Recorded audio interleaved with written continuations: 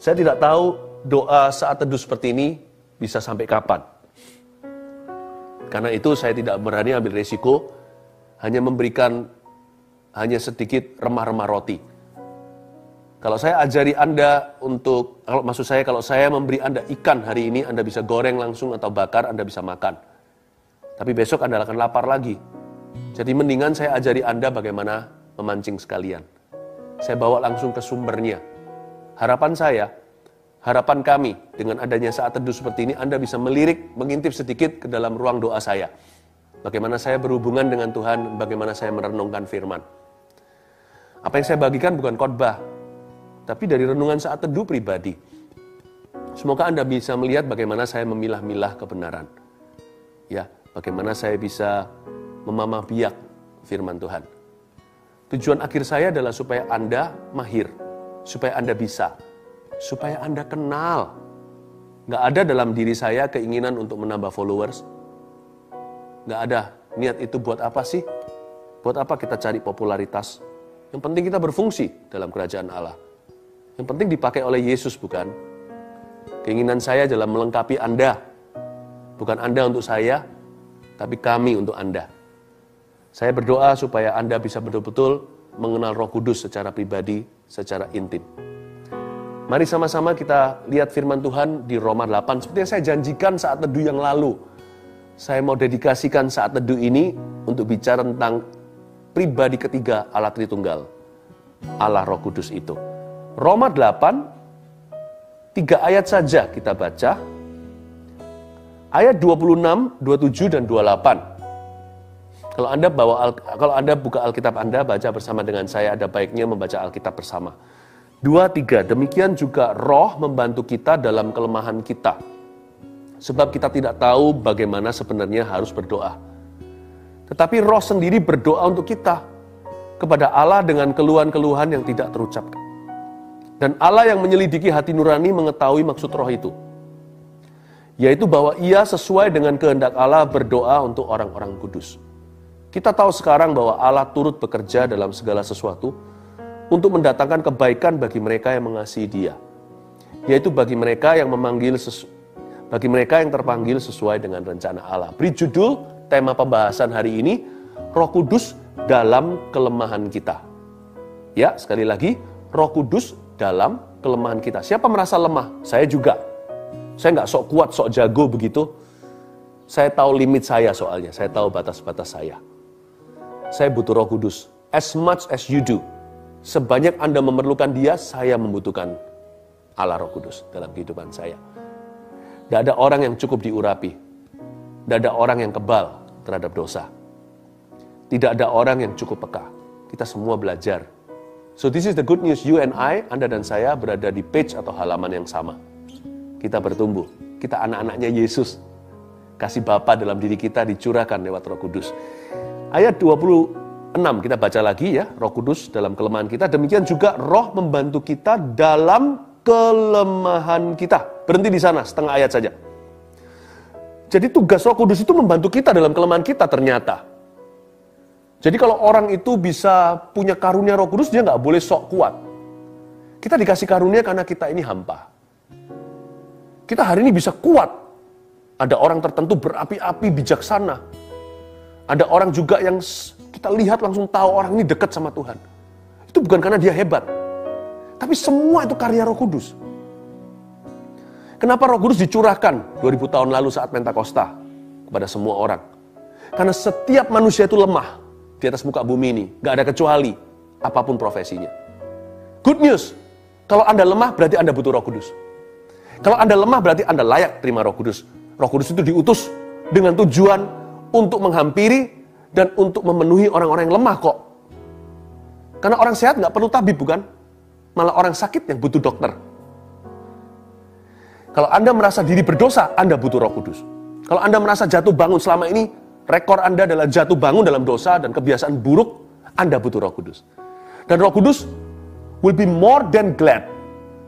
Dia lebih dari sekedar senang, lebih daripada yang Anda kira, dia bahagia untuk menolong Anda.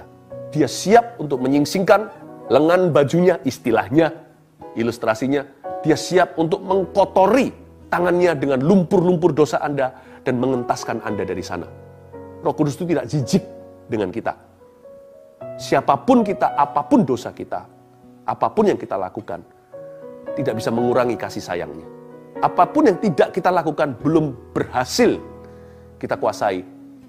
Apapun yang belum mampu kita kendalikan, Tuhan itu tidak akan berkurang kasih-Nya atas kita. Roh Kudus siap untuk, tanda kutip, mengotori lengan tangannya, bahkan seluruh badannya merpati sorga itu, demi untuk menolong Anda dan membantu Anda dalam kelemahan. Nomor 1, poin pertama, Roh Kudus itu dalam kelemahan kita. Poin yang ke-1 adalah membangun manusia roh kita. Roh Kudus diberikan dalam hidup kita untuk orang-orang lemah seperti kita itu untuk membangun manusia roh kita, membangun manusia roh kita. Makanya dikatakan di ayat 26, demikian juga Roh membantu kita dalam kelemahan kita. Dia mau membangun manusia roh kita. Apa itu manusia roh? Membangun manusia roh tidak sama dengan kita itu jadi orang yang ngeroh, dikit-dikit lihat setan, mana-mana mengaku dengar suara Tuhan, lalu kiri kanan memberikan nubuatan. Enggak ya, enggak.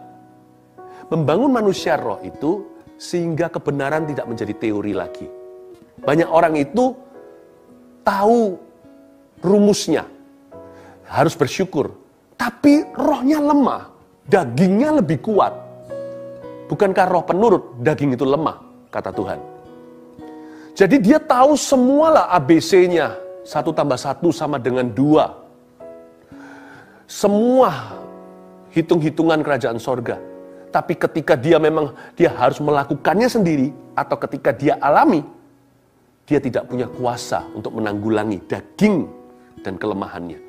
Dia selalu kalah dengan keadaannya. Disinilah kita butuh Roh Kudus.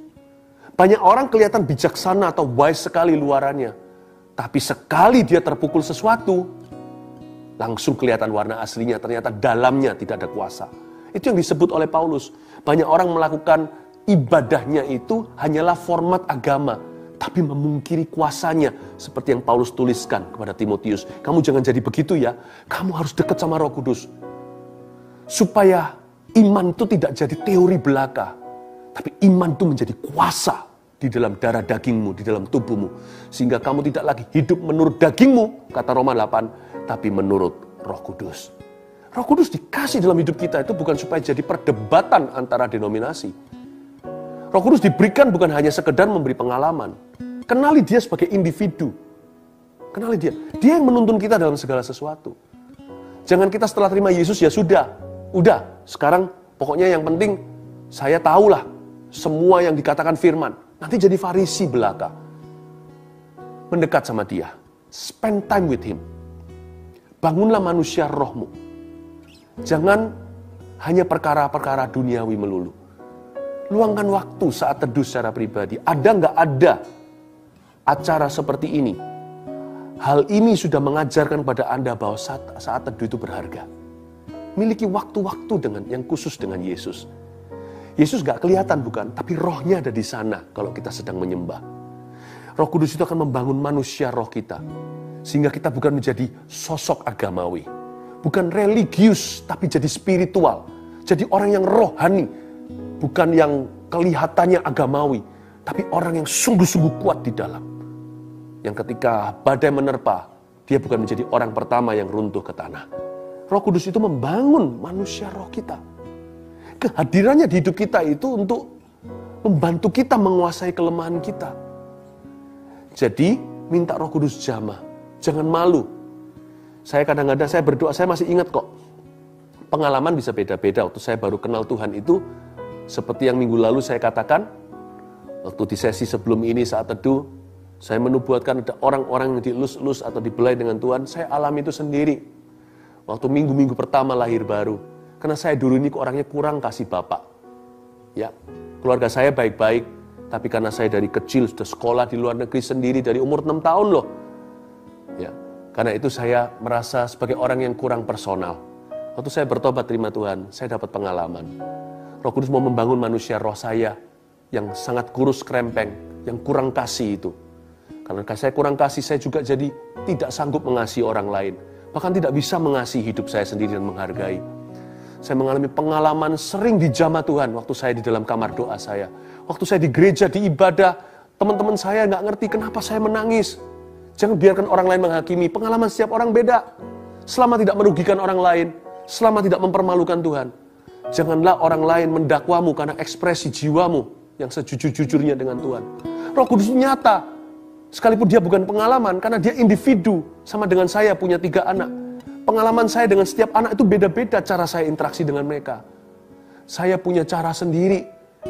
Ada pengalaman sendiri yang khusus dengan Roh Kudus, tapi Roh Kudus diberikan dalam hidup saya untuk membantu Philip Mantova yang lemah. Saya yang kurang kasih ini, waktu itu dibelai sama Roh Kudus berminggu-minggu. Saya nggak berani cerita pada teman-teman, nanti dikira saya mengada-ngada. Tapi itu mengubah total siapa saya. Saya jadi orang yang kenyang dengan kasih Yesus. Dan itu bukan pengalaman, itu kasih sorgawi yang nyata sekali. Jangan tolak pengalaman dengan Roh Kudus. Kalau itu individu, kalau dia seorang pribadi yang nyata, pasti pengalamannya juga nyata dengan Tuhan. Kita nggak cari pengalaman, kita cari kebenaran. Tapi kebenaran itu seorang pribadi loh. Berarti kita berinteraksi, kita mengalami, we encounter. Ya, Roh Kudus diberikan dalam kehidupanmu dan kehidupanku untuk membangun manusia roh kita. Dia tahu persis yang kita butuhkan. Setiap orang itu jiwanya berbeda. Ada yang introvert, ada yang extrovert, ada yang penyimpan, ada yang happy ya. Setiap orang itu Roh Kudus ngerti apa yang dia butuhkan. Be open to the Holy Spirit. Sometimes kadang-kadang semudah ini loh. Cuman membuka hati dan berkata, I welcome you, my best friend. Please change my life. Dia akan datang. Yang kedua, kita lihat ayat 26, yang B. Tadi yang A kan demikian juga Roh membantu kita dalam kelemahan kita. Lanjut, sebab kita nggak tahu bagaimana sebenarnya harus berdoa. Nah ini, kita nggak tahu bagaimana sebenarnya harus berdoa, tapi Roh sendiri berdoa untuk kita kepada Allah dengan keluhan-keluhan yang tidak terucapkan. Kalau yang pertama tadi garis bawahi Roh membantu kita dalam kelemahan kita, yang kedua, poin kedua garis bawahi Roh sendiri berdoa untuk kita. Masa Roh Kudus itu berdoa? Bukannya dia Allah. Kenapa Allah berdoa? Lain cerita Yesus kan pada waktu di Getsemani, karena Yesus dalam daging dan darah. Dia anak Maria, sekalipun tanpa dosa dan lahir bukan karena sperma. Tapi kan dia daging seperti kita. Nah, Yesus berdoa di Getsemani untuk memberikan kita teladan bagaimana untuk mencari Tuhan. Tapi Roh Kudus kan spirit. Kenapa dia berdoa? Ayat ini maksudnya apa? Bukan. Begini loh. Roh Kudus itu bukan dia berdoa untuk kita, jadi kita nggak usah doa. Nah, dia ini berdoa bersama kita. Dia menuntun doa kita. Poin kedua, tulis ini. Mengurapi doa kita dengan bahasa lidah. Saya mau bicara soal bahasa roh. Bahasa sorga ini. Bahasa rahasia ini. Tidak untuk diperdebatkan. Kalau yang nggak mau juga nggak apa-apa. Kalau merasa nggak srek ya jangan. Tapi orang yang ngerti itu fungsinya apa, yang haus dan lapar. Bapak tidak akan kasih kalajengking dan batu kalau kita minta roti. Roh Kudus itu peran dalam kelemahan kita, diberikan Tuhan dalam kelemahan kita, itu untuk membangun manusia roh kita. Dua, dia kasih kita toolnya, kita dikasih alat atau karunia. Baptisan Roh Kudus itu kasih karunia. Tujuannya adalah untuk mengurapi doa kita dengan bahasa sorga atau dengan bahasa lidah. Roh Kudus tidak akan berdoa sendiri. Dia nggak butuh berdoa. Dia Allah. Tapi Roh sendiri berdoa untuk kita kepada Allah dengan, kata dengan itu kuncinya. Dia bekerja sama dengan kita. Roh sendiri berdoa untuk kita kepada Allah dengan keluhan-keluhan yang tidak terucapkan. Inilah hakikat bahasa roh atau bahasa lidah itu. Kita yang menyediakan lidahnya, Roh Kudus yang menyediakan apinya. Makanya Pentakosta itu lambangnya lidah api, bukan? Roh sendiri akan berdoa untuk kita. Karena kita nggak sepenuhnya tahu apa yang sedang terjadi. Tapi dengan keluhan-keluhan dari mulut kita, sekalipun tidak terucapkan dalam bahasa manusia. Bahasa roh, bahasa lidah itu unik sekali. Orang yang punya bahasa lidah bukan berarti kebal dosa, nggak bisa jatuh lagi dalam dosa. Orang yang bisa berbicara bahasa roh bukan berarti lebih mantap masuk ke sorga atau lebih rohani dari kawan-kawannya. Tidak loh ya. Bahasa roh, bahasa lidah itu adalah kemampuan berdoa di luar pengetahuan kita. Seperti ayat ini dikatakan di 26b, karena sebab kita tidak tahu bagaimana harus berdoa. Makanya roh sendiri berdoa untuk kita. Ya, esensi doa itu dalam bahasa roh atau bahasa doa, itu dari Roh Kudus, bukan rekayasa manusia. Karena itu kita tidak mengerti bahasanya. Dia berdoa kepada Allah dengan keluhan-keluhan kita, namun tidak terucapkan oleh bahasa manusia. Bahasa roh itu unik sekali. Bagaimana saya bisa berdoa untuk Anda sebelum saat teduh malam hari ini? Tadi pagi, tadi siang waktu saya mempersiapkan, saya berbahasa roh untuk Anda. Mana saya tahu siapa yang akan menyaksikan hari ini. Mana saya ngerti kebutuhan Anda apa secara spesifik. Bahkan saya juga tidak tahu sepenuhnya nanti waktu kita mengalir seperti ini, saya harus bicara apa. Nanti nyanyi ke arah mana. Kita bisa persiapan. Tapi hanya Tuhan yang mengerti aliran. Saya berbahasa roh untuk sesuatu yang akan datang. Karena saya belum tahu apa yang akan terjadi.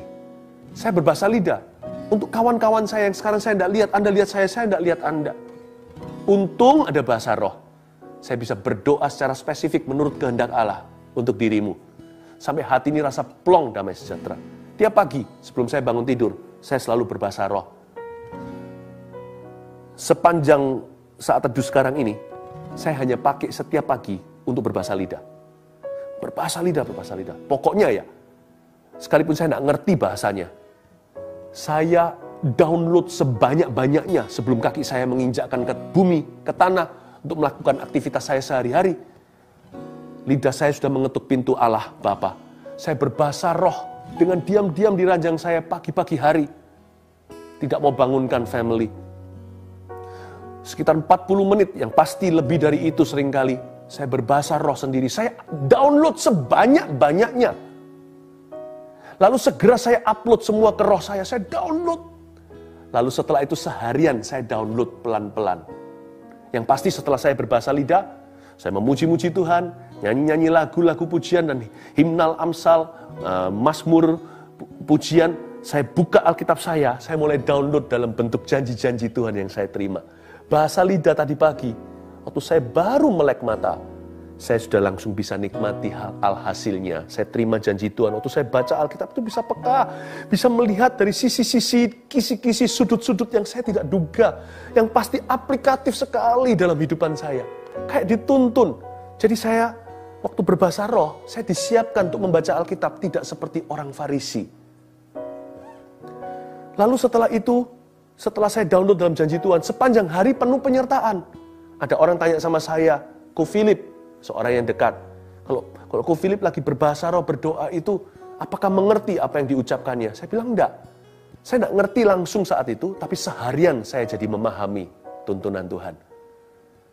Pertama janji Tuhan, ketika saya keluar kamar, tuntunan Tuhan mulai jalan. Ada penyertaan. Jadi bisa ngerti, cepat sekali loh. Saya download nanti sore, nanti siang, nanti malam. Dalam bentuk kejadian-kejadian yang terjadi. Dalam bentuk keputusan-keputusan yang harus saya ambil. Hikmat-hikmat yang mengalir begitu aja seperti sungai. Kepekaan ketika ketemu dengan orang. Atau perasaan yang dituntun oleh Tuhan. Intuisi-intuisi. Kepandaian, hikmat, kebijaksanaan, kemahiran. Itu sepanjang hari. Ternyata apa yang saya tadi terima pagi hari. Itu dicairkan sepanjang hari. Bapak, Ibu, Saudara yang belum menerima bahasa roh, bahasa lidah, kalau Anda ingin, cukup minta kok, gampang sekali. Mintalah maka kamu akan mendapat. Carilah maka kamu akan memperoleh. Ketuklah pintu akan dibukakan bagimu. Barang siapa haus dan percaya bahwa firman untuk dirinya, percaya pada apa yang dikatakan dalam kitab suci, maka dari dalam dirinya akan mengalir aliran-aliran kehidupan memancar sampai kekekalan. Yang kedua, Roh Kudus itu mengurapi doa kita dengan bahasa lidah.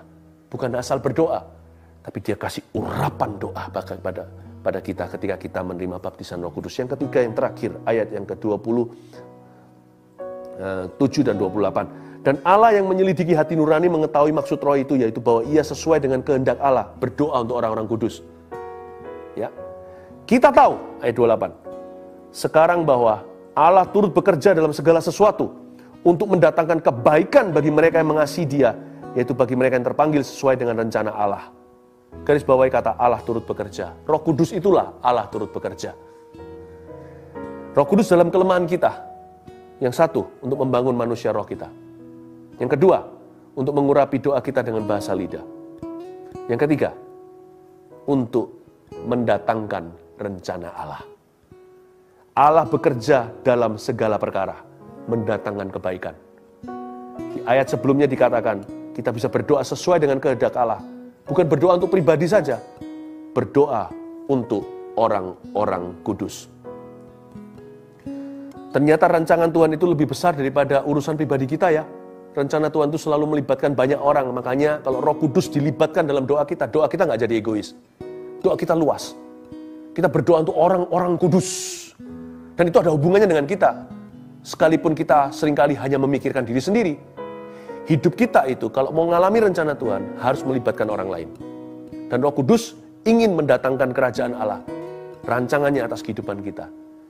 Dia bukan cuma membangun manusia roh kita supaya kita kuat. Dia juga mengurapi doa kita supaya doa kita kena sasaran. Tapi dia juga mengundang rancangan-rancangan Tuhan yang melibatkan banyak orang. Saya senang sekali. Saya sering gini dulu pada waktu, sampai sekarang masih sih, kadang-kadang dibangunkan jam 3 pagi. Apalagi dulu awal-awal waktu saya di sekolah seminari, di sekolah teologi ya. Saya dibangunkan kadang-kadang pukul 3, suruh doa untuk negara tertentu. Apa hubungannya dengan anak muda umur 18 tahun saat itu yang pikirannya, biasanya anak muda mikir tentang dirinya sendiri. Kapan punya pacar lah, inilah dan sebagainya. Saya disuruh doa. Saya masih ingat waktu itu, untuk Burma. Tahun berapa itu? Tahun 1992. Saya nggak tahu nanti tahun 2000 sekian saya akan pergi ke Myanmar. Saya disuruh doa untuk negara-negara. Saya disuruh doa untuk Indonesia karena saya waktu itu sedang sekolah di luar negeri. Roh Kudus, tapi setelah itu saya ingat ya, saya nggak langsung dituntun ke Myanmar atau apa. Tapi hidup saya itu dituntun ke manusia. Dan manusia dituntun ke saya. Ada banyak kebetulan-kebetulan terjadi kalau kita libatkan Roh Kudus dalam kehidupan kita.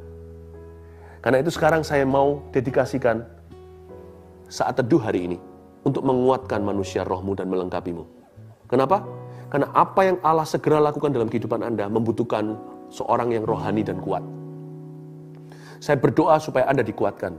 You need a lot of strength, my friend. Anda butuh banyak kekuatan. Anda perlu kuat dalam kuat kuasa Allah. Manusia rohmu harus kuat. Karena apa yang Allah akan kerjakan dalam hidupmu di hari-hari esok ini will require you to be strong. Menuntutmu menjadi orang yang kuat secara rohani.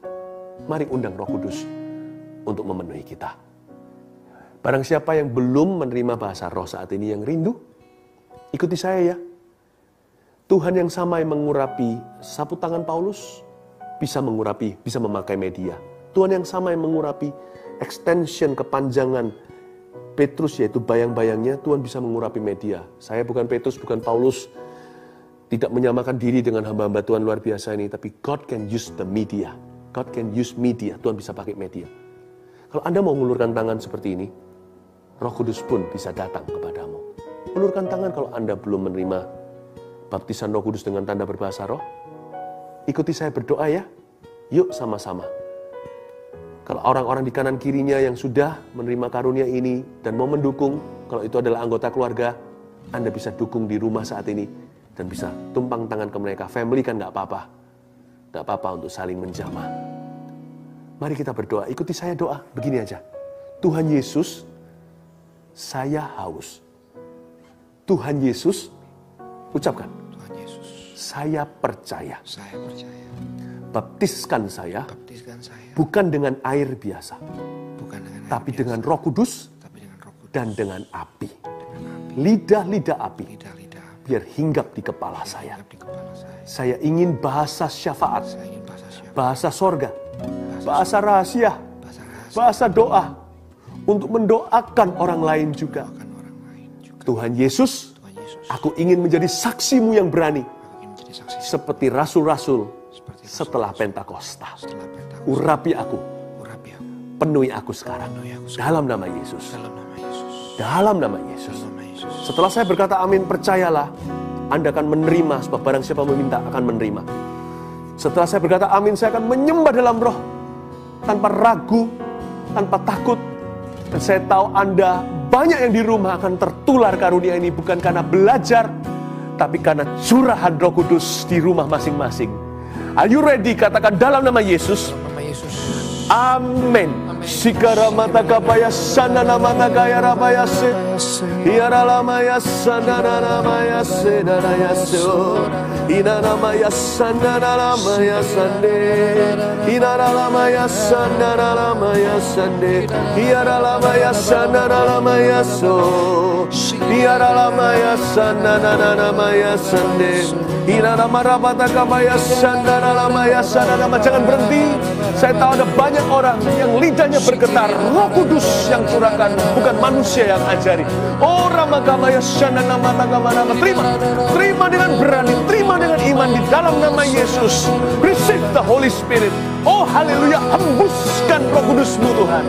Kirimkan lidah-lidah apimu sekarang. Oh Ramakaya Shanana Maram. Hirapatakamaya Ramatakamaya Maramatakaya Shanam. Urapi Tuhan.